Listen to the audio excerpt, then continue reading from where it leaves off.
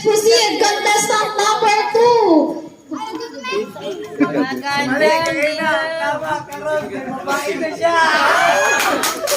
So, same na gihapon na question. Kanus aman na tama ang mali?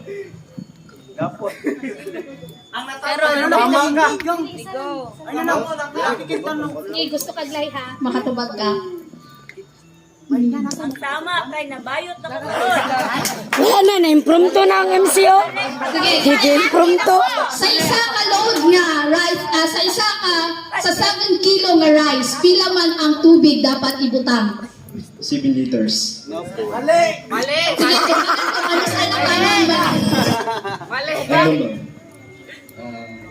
Pag ang lalaki mangilag sa babae, is tama gid ang babae. Then mali ang lalaki, ma'am.